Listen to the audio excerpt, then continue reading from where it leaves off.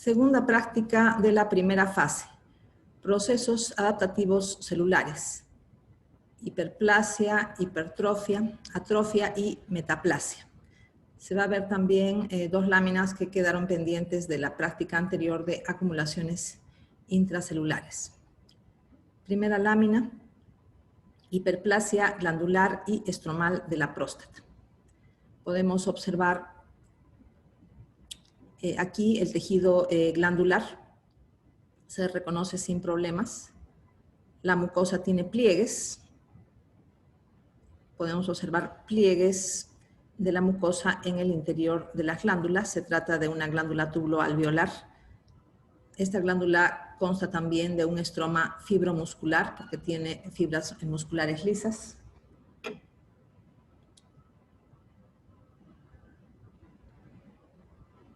Mayor aumento para continuar observando los pliegues papilares normales de la mucosa, el estroma fibromuscular. También se va a observar algunas glándulas dilatadas.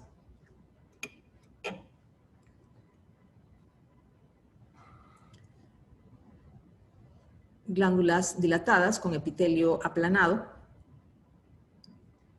Microscópicamente, la hiperplasia glandular y estromal de la próstata se observa de manera similar a lo que es una próstata normal o un tejido prostático normal, por lo que el diagnóstico no es fundamentalmente microscópico. El diagnóstico se hace en base al cuadro clínico, diversas manifestaciones de la compresión que realiza la próstata sobre la uretra prostática y el aumento de tamaño y peso de la próstata que se puede determinar por ecografía. Continuando con la observación de más campos.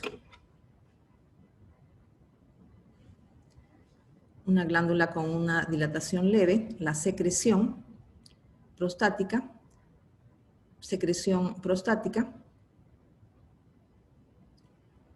epitelio glandular con pliegues.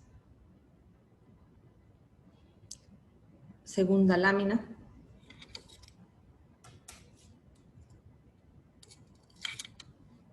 Hipertrofia e hiperplasia de músculo liso en útero gestante. Se observa la hipertrofia e hiperplasia en el miometrio. Primero se va a mostrar el endometrio. El endometrio tiene una reacción decidual de tipo gestacional porque se trata de un embarazo. Se tienen acá algunas glándulas endometriales. Glándula endometrial también. Y la decidua gestacional, que es la reacción que sufre el estroma del endometrio durante el embarazo. Otras zonas para la observación de la decidua gestacional.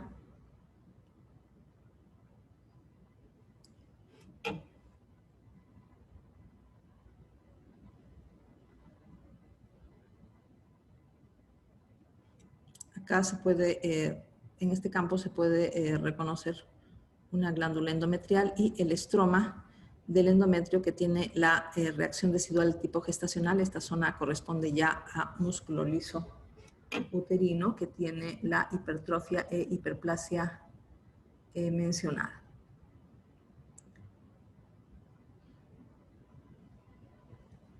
Músculo liso miometrial propiamente dicho, que contiene la hipertrofia, es decir, las fibras musculares lisas aumentan de grosor y aumentan de longitud, y la hiperplasia, que significa aumento en el número de células musculares lisas del músculo liso miometrial. Mayor aumento para la observación de los cambios mencionados.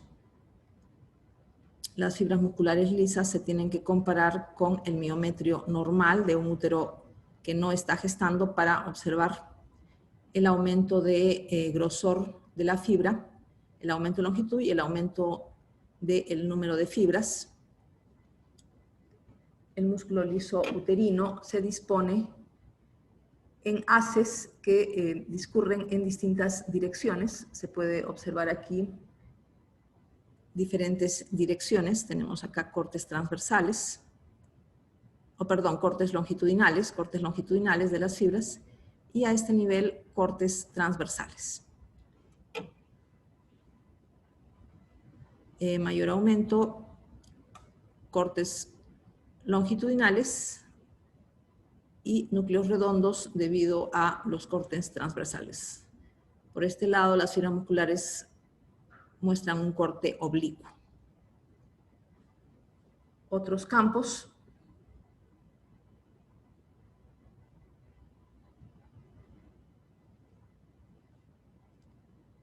Para la observación del miometrio. Siguiente caso, queratosis seborreica. Lo que se va a mostrar en la lámina de queratosis seborreica es la hiperplasia de la epidermis. Aumento de grosor de la epidermis, es decir, hay un aumento en el número de capas de la epidermis debido a la proliferación del epitelio. Se puede comparar en esta zona el grosor de la epidermis normal. A partir de acá se puede observar aumento del grosor de la epidermis. Se tienen algunos quistes de queratina, algunos acúmulos de queratina en forma de quistes. Se puede notar sin problemas el aumento de grosor del epitelio. Mayor aumento. Primero se enfoca la epidermis normal.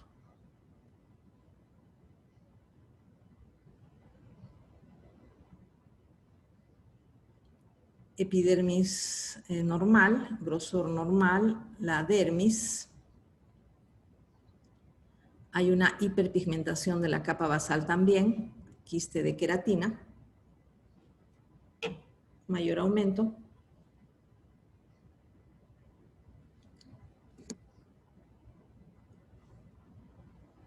Epidermis normal, hiperpigmentación de la capa basal, se nota la tonalidad marrón de la melanina.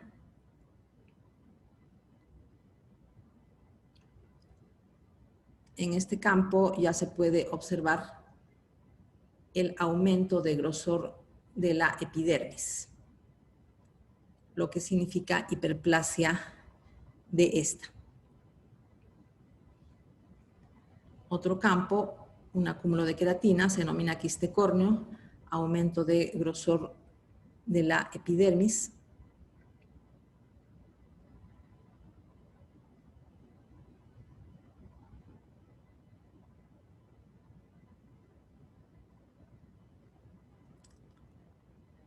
Lo mismo que ha sido mencionado.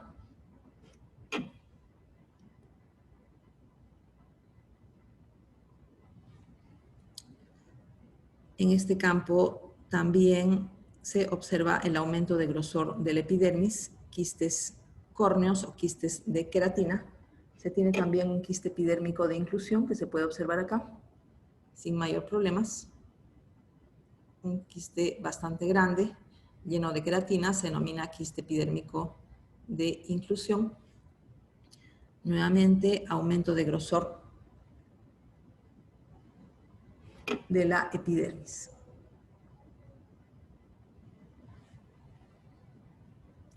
Se debe comparar con el área que presenta epidermis de grosor normal. Siguiente lámina, hiperplasia endometrial.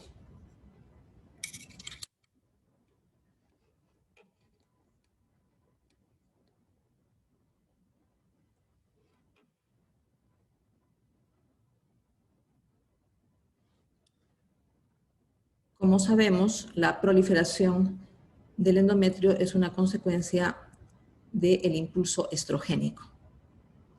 Es normal en la primera fase del ciclo menstrual, se denomina fase estrogénica o fase proliferativa, pero se tiene la segunda fase del ciclo menstrual en la que predomina la progesterona y se denomina fase luteal, en la que el endometrio deja de ser proliferativo y adquiere cambios de tipo secretor. Tenemos entonces endometrio secretor en la segunda fase del ciclo menstrual. La hiperplasia endometrial es una consecuencia de sobreestimulación estrogénica sin oposición de la progesterona. Ejemplo, ciclos anovulatorios. Si no hay ovulación, no se forma cuerpo lúteo.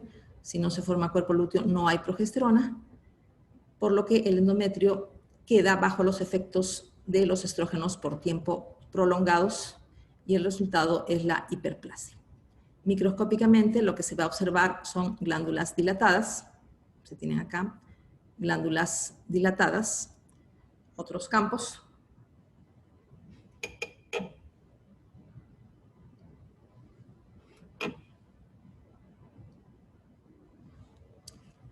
Acá tenemos un artefacto, acá también, pero se puede observar las glándulas dilatadas de un aspecto apiñado y un epitelio de 2 o más capas.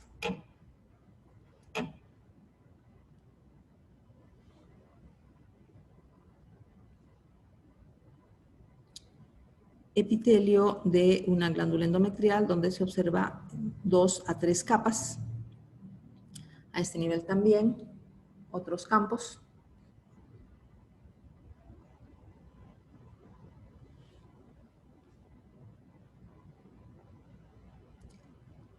Epitelio de 2 a 3 capas, una dilatación glandular leve. Otros campos, dilatación glandular. Las glándulas tienen además un aspecto irregular.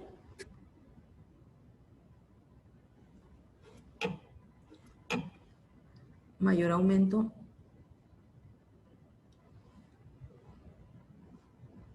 Esta glándula tiene evidentemente un epitelio de 2 o más capas. También prolifera el estroma. A este nivel se encuentra el estroma, que también prolifera junto con el tejido glandular. Siguiente lámina, atrofia endometrial.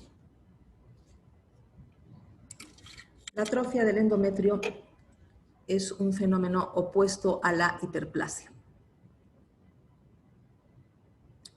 Es consecuencia de la deprivación de estrógenos, por ejemplo, por menopausia o por castración, es decir, extirpación de ovarios, generalmente por un tumor.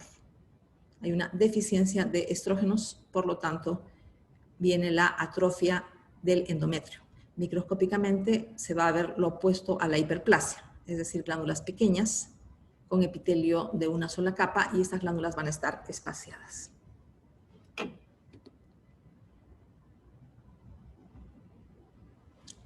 En este campo tenemos acá una glándula endometrial, esta es otra glándula endometrial.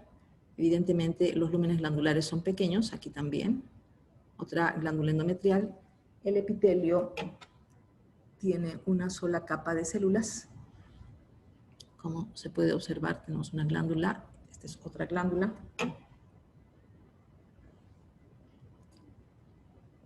Y acá tenemos epitelio de una sola capa. Otros campos.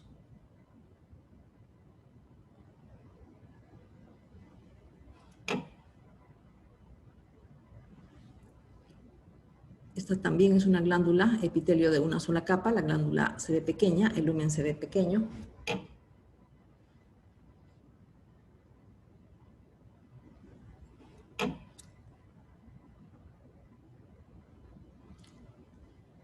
Dos glándulas, esta es una de ellas y acá se tiene la otra.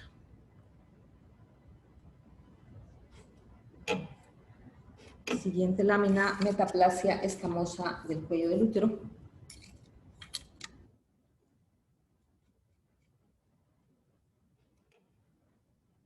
Se tiene que observar en las glándulas endocervicales.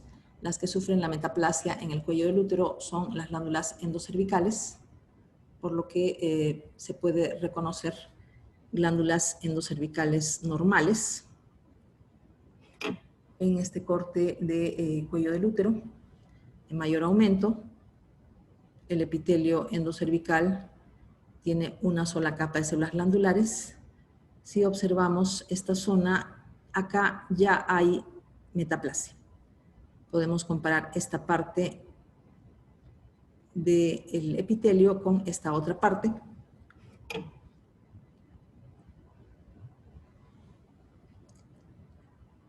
Si observamos esta parte del epitelio, es glandular, una sola capa de células cilíndricas con vacuola de mucina, y acá vemos ya varias capas, polistratificado, plano, no cornificado. Entonces, esta glándula endocervical a este nivel tiene ya metaplasia escamosa, mayor aumento,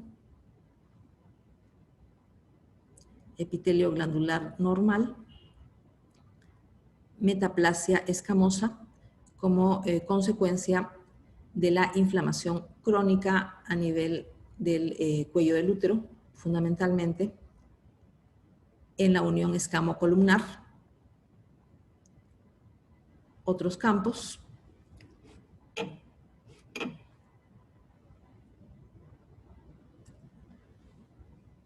Glándulas endocervicales normales, epitelio normal, cilíndrico, simple, con vacuola de mucina a este nivel.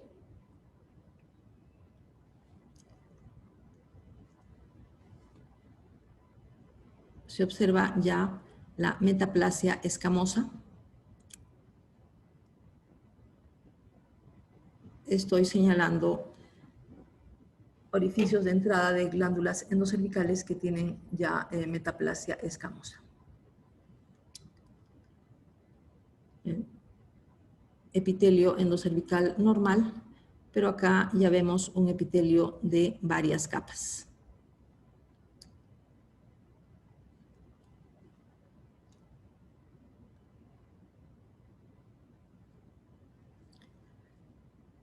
En esta glándula endocervical también se puede observar el epitelio polistratificado plano no cornificado, que se encuentra en el lumen de una glándula endocervical.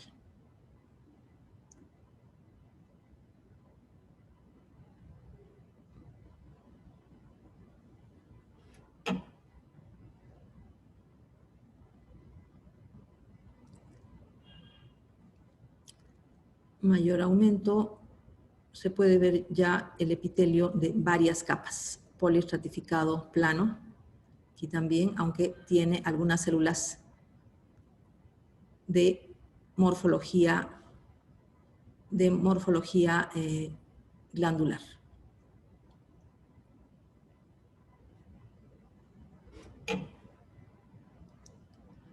Nuevamente, glándulas endocervicales normales.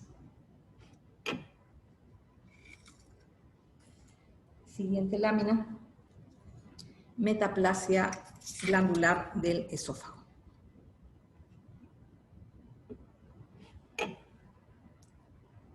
Biopsia de esófago en la cual podemos reconocer áreas de epitelio escamoso y áreas de epitelio glandular.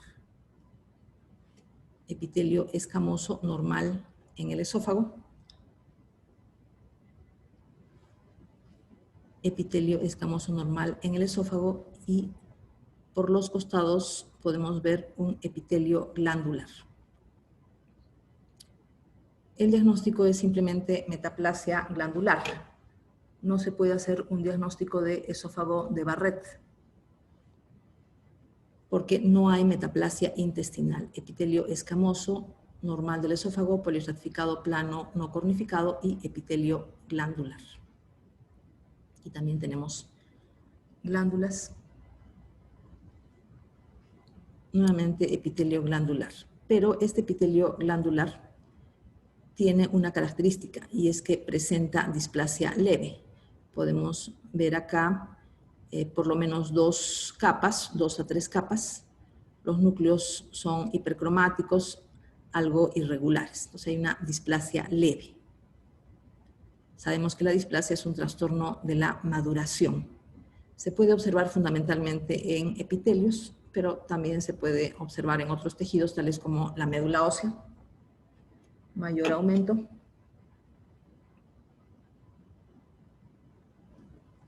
epitelio glandular y epitelio poliestratificado plano no cornificado. Nuevamente, epitelio glandular. Áreas de displasia.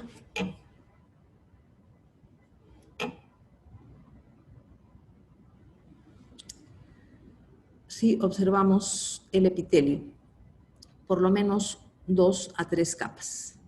Los núcleos tienen una irregularidad leve, también tienen una hipercromasia leve. Entonces hay una displasia acompañante. Otra área donde se puede observar displasia, acá, epitelio poliestratificado plano no cornificado, normal del esófago. Otra área donde se puede observar displasia.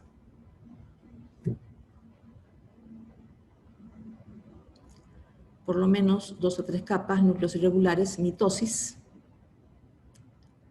Acá también otra mitosis. Por este lado del campo, epitelio de 2 a 3 capas. Epitelio glandular, metaplasia glandular del esófago. Siguiente caso, gastritis crónica atrófica con metaplasia intestinal.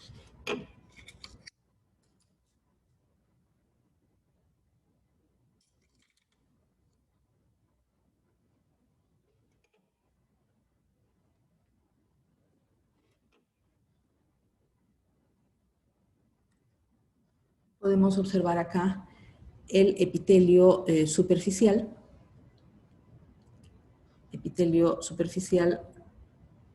de la mucosa gástrica y el epitelio glandular. Tenemos unas glándulas centrales que se pueden reconocer sin problemas. Estas son glándulas centrales, y esto es epitelio superficial, se llama también epitelio foveolar.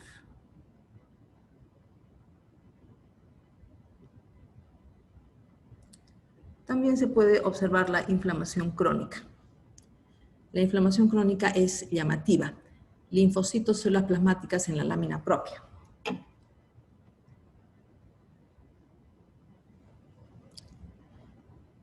Pero también podemos reconocer algunos neutrófilos. La presencia de neutrófilos indica gastritis crónica activa.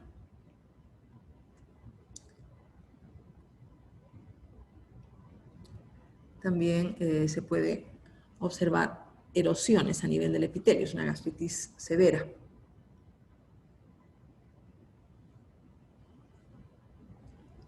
Lámina propia con células plasmáticas, linfocitos y algunos neutrófilos. Viene a ser el estímulo para la metaplasia. En cuanto a la gastritis crónica atrófica, la atrofia en la mucosa gástrica significa disminución en el número de glándulas. Tenemos acá algunas glándulas, pero si se recorre la lámina, se va a observar que en la mayor parte de los campos que se van a enfocar no hay glándulas. Tenemos de frente la muscularis mucosa. Las biopsias endoscópicas solamente involucran la muscularis mucosa, no se puede tomar una biopsia a nivel más profundo de la muscularis mucosa por el riesgo de sangrado. Acá se tienen las células inflamatorias y se ve una ausencia de glándulas.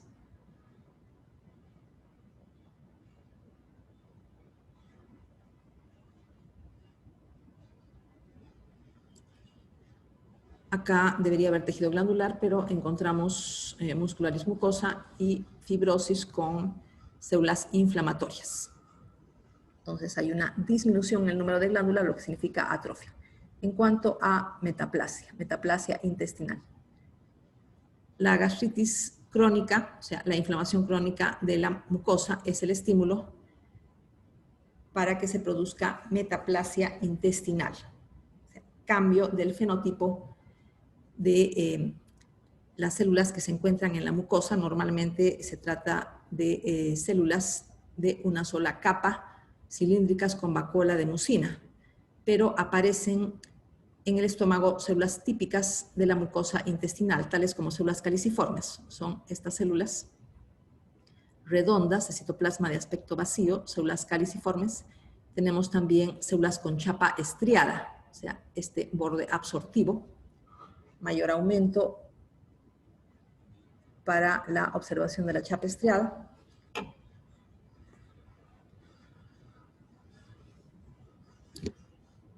Se puede observar acá la chapa estriada, que es típico de células del intestino, células absortivas. Mayor aumento para la observación de células caliciformes. Células caliciformes, este citoplasma redondeado de aspecto vacío, y células de Paneth, que son células también típicas del epitelio de intestino y tienen unos gránulos rojos, que en la proyección no se nota bien, pero aquí se observan unos gránulos rojos, células de Paneth, que son también células típicas del intestino. Voy a presentar dos láminas de gastritis crónica atrófica con metaplasia intestinal. Esta es la primera lámina, la segunda lámina con el mismo diagnóstico.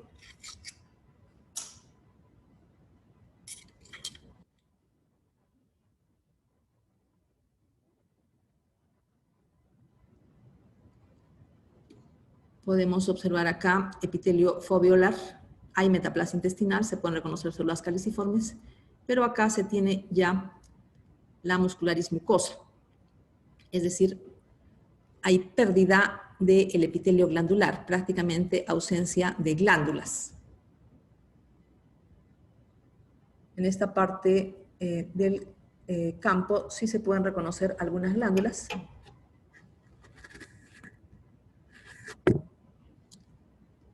Se pueden reconocer algunas glándulas a este nivel. Este es el epitelio superficial o epitelio foveolar normal, células cilíndricas de una sola capa con vacuola de mucina. En otros campos se puede observar ya la metaplasia, pero la ausencia de glándulas. Esto ya es muscularis mucosa, esto es epitelio superficial o foveolar, que tiene ya la metaplasia. En este lado podemos reconocer todavía mucosa gástrica normal, pero a este nivel ya se ven las células caliciformes, lo que significa metaplasia intestinal. También se puede reconocer sin problemas la inflamación crónica. Nuevamente, epitelio gástrico normal, epitelio foveolar normal,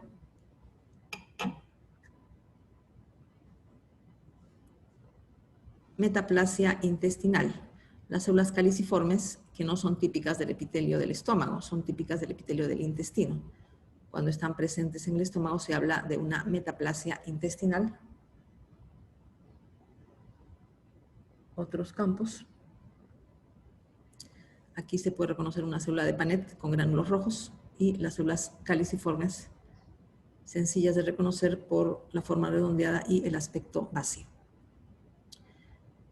Voy a presentar dos láminas adicionales que corresponden a la práctica pasada de acumulaciones intracelulares y extracelulares. La primera lámina que quedó de la práctica pasada es la presencia de acúmulo de hemosiderina.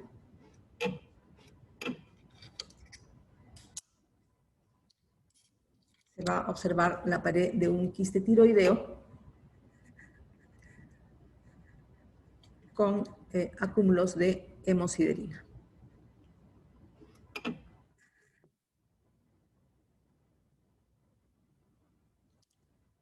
Entonces, tenemos acá la pared fibrótica del quiste y a este nivel se puede notar el pigmento marrón de la hemosiderina. La hemosiderina es una sustancia que sirve para el almacenamiento de hierro en tejidos.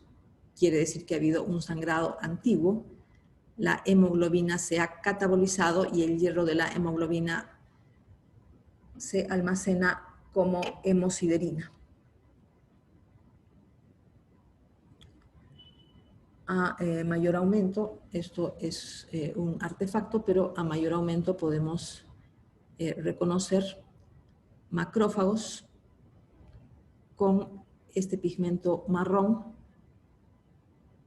que ya he explicado de qué se trata.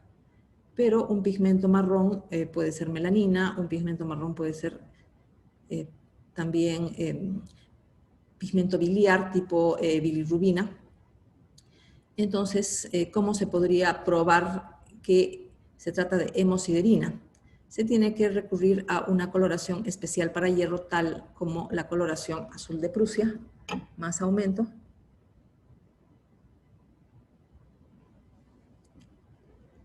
Se tiene acá los macrófagos con este pigmento marrón, hemosiderina. Otro campo.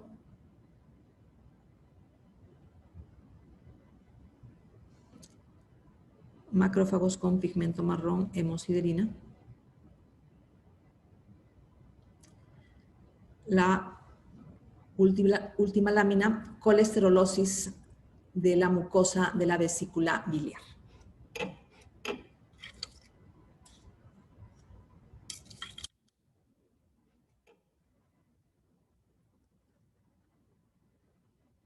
En la lámina de colesterolosis de la vesícula biliar se va a observar macrófagos en la lámina propia que han fagocitado lípidos. Los lípidos proceden de la bilis. La bilis tiene lípidos tales como el colesterol y las lecitinas que insudan, o sea, penetran hacia la mucosa, y estos lípidos son fagocitados por macrófagos y permanecen almacenados en la lámina propia. La denominación de este proceso es colesterolosis. Se puede reconocer sin problemas los pliegues normales de la mucosa de la vesícula biliar, lámina propia, y tenemos también la muscular propia. Pliegues normales de la mucosa de la vesícula biliar, pero en la lámina propia se puede reconocer histiocitos de citoplasma espumoso debido a la fagocitosis de lípidos. Células de citoplasma amplio, núcleos centrales redondeados.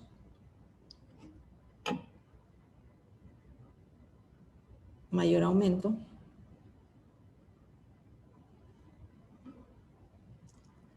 Para el reconocimiento de estas células de núcleo redondeado, citoplasma amplio, de aspecto espumoso por la fagocitosis de lípidos. Otro campo. Esto es un artefacto de acá, pero acá por este lado sí se puede observar estos histiocitos con citoplasma espumoso por la fagocitosis de lípidos. Los núcleos son redondeados o ligeramente alargados. Tenemos acá el epitelio cilíndrico simple de la vesícula biliar. Con este último caso finaliza la segunda práctica de la primera fase.